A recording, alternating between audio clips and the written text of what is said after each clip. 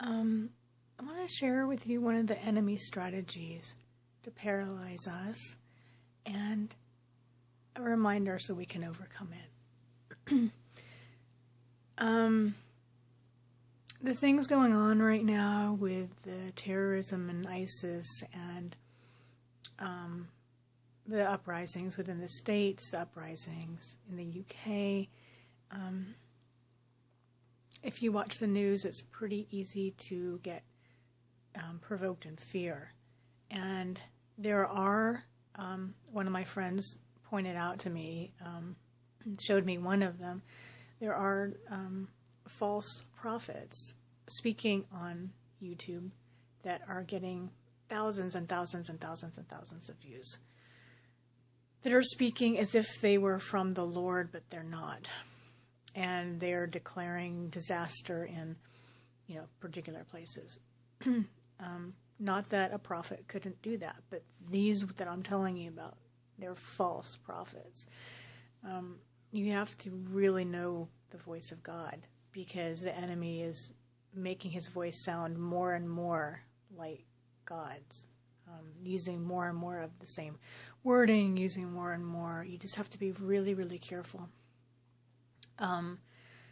So I'm not saying that, I'm sure bad times, we've been in the beginning of the birth pains since, Jesus Christ left us.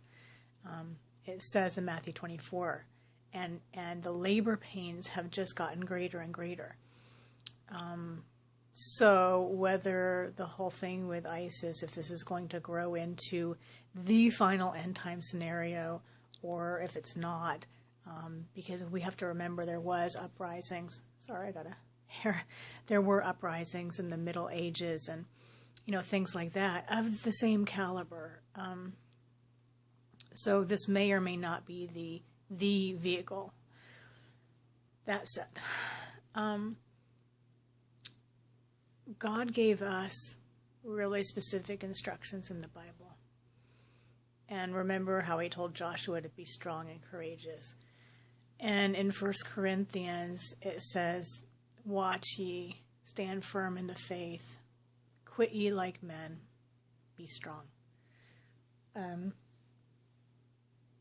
It may stand fast in the faith, quit ye like men, be strong. And that's what we're to do. And one of the enemy's goals would be to paralyze Christians in fear. And I know a lot of my brothers and sisters are in fear right now. And it's really easy to get there. It's not that I don't fight it myself. But when I start to go there, I always have to pull myself back. That's not our call. We're to be strong and courageous. We're to put on the armor of God. We're to stand. If you look in Ephesians 6, where it talks about the armor of God, it just over and over is stand, stand, stand, stand, stand. So many times in the Bible it talks about standing firm. You can take a concordance and look it up. Look online on one of the Bible apps. See where stand and firm are used together. That's what we're to do, or stand fast. In some cases, see where they're used together, because that's our call. Our call is not to fear. Our call is to trust the Lord. And our call is to watch. So we're aware of what's going on. We're not ignorant. We're not putting our head in the sand. We're to watch. But quit ye like men. In other words, like gird up your loins like a man. Be strong, be courageous, be ready. And stand fast. That's our call. That's our call. So just an encouragement.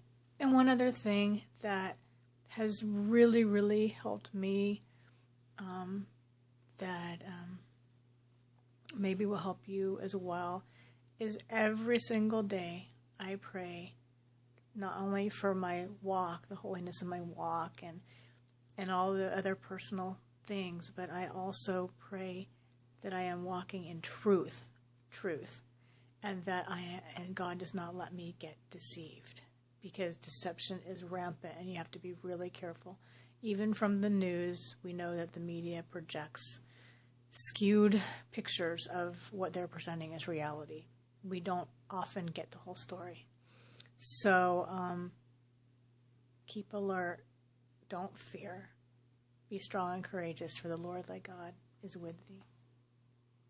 Take care and savor your Savior.